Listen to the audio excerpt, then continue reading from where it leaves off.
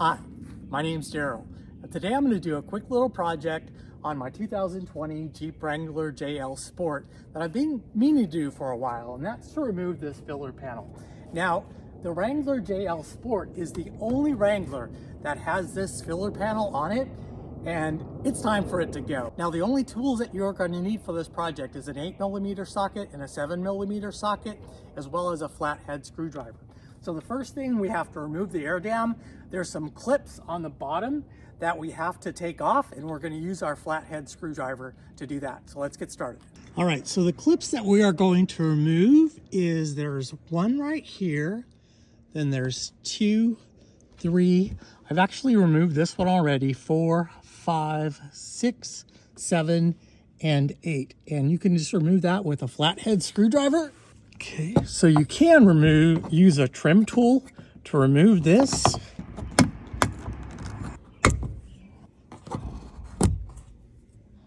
I went ahead and grabbed my trim tool just to make it just a little bit easier to get some of these off.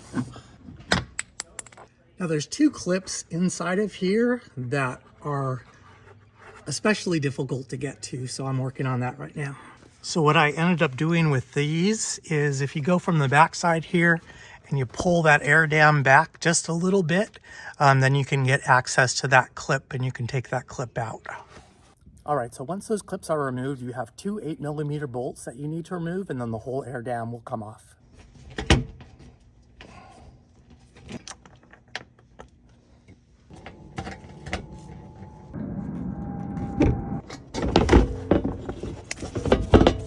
Okay, and there we go. Now, I actually like the way this looks. You can remove this with these 2 bolts. This metal piece that secures the air dam in place. But I kind of like the way that looks. So I think I'm going to probably leave that in place.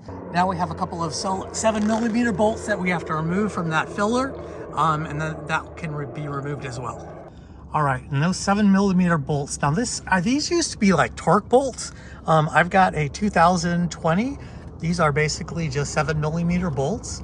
So we've got 1, 2, 3, and then we've got 4, and I believe we have one more up here, which makes 5. So once we remove those, then we should be able to remove that filler panel.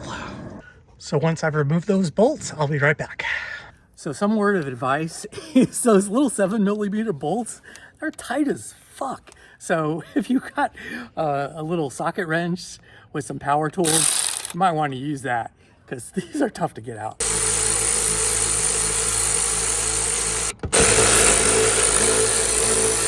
So then after those bolts are removed, then this filler just comes right off.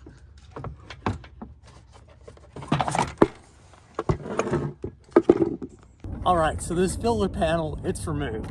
So this is what it looks like without the filler panel on, and this is what it looks like with that filler panel on. So yeah, I gotta say, it looks a lot better. So one of the things that you're gonna notice on a Sport is after removing that filler panel, the fog lights wiring is exposed. There's a couple of ways of dealing with this. Let's go ahead and remove the passenger side, and I'll be right back, and then we can talk about it. All right, so I got the filler panel removed off the passenger side. One of the things that I had difficulty with is the fog light wiring. It's actually connected to this filler panel, and it's connected with this little clip right here. So you can see the back side of it. So when you push on this really hard, you could probably use some pliers to do this. But you can see now I can remove it. Yeah, so that's how that clip comes off, and then you can remove that wiring. Let me show you the wiring on the back of it. Yeah, so this little wiring harness right here, this is what was connected to that bumper. So yeah, in order to remove that filler panel, you need to remove that wiring. But let's talk about what we can do with that wiring. All right, so in regards to this wiring back here, A lot of folks on the JL Wrangler forum that have removed that filler panel, they basically say that it's pretty much dust proof. It's not waterproof supposedly, so if you do a lot of driving in the rain, that might be a little bit of a problem. But a lot of those folks just remove it and they have no problems. Actually, if you remove the plastic bumper and you put a steel bumper on there, any sort of steel bumper, it's going to be exposed anyway. So it's probably not that big of a deal.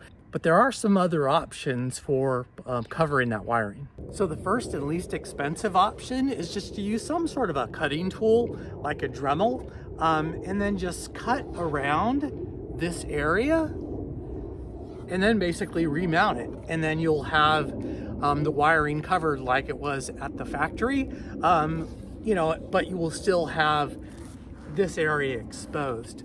The other thing that you can do is you can order a filler panel from the Mopar store for Rubicon or Sahara, and that will work. So those don't have this area exposed, but they do cover the wiring in the back.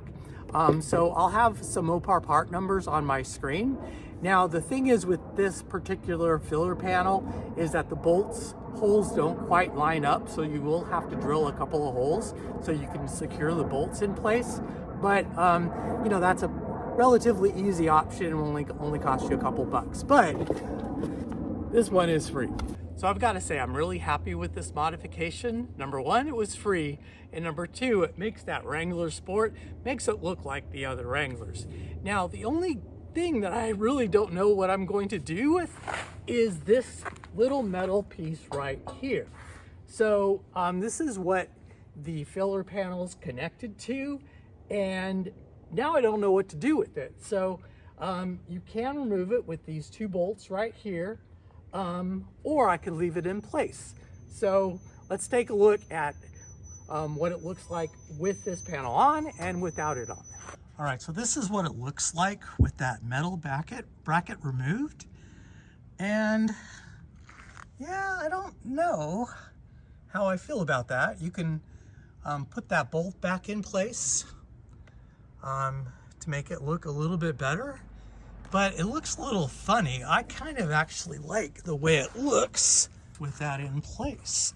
You know, I could actually paint it the same color as my car. So I would have the bikini, and then I would have the black bumper, and then I would have this down below, which might actually be pretty cool. We'll see, but for right now, I'm just gonna leave it off. So the only other thing is, what am I gonna do with the wiring in the back of the bumper? I just bought a Dremel tool, so I'll probably tell you what I'm gonna do next. This is Daryl, and I hope to see you in the next video again very soon.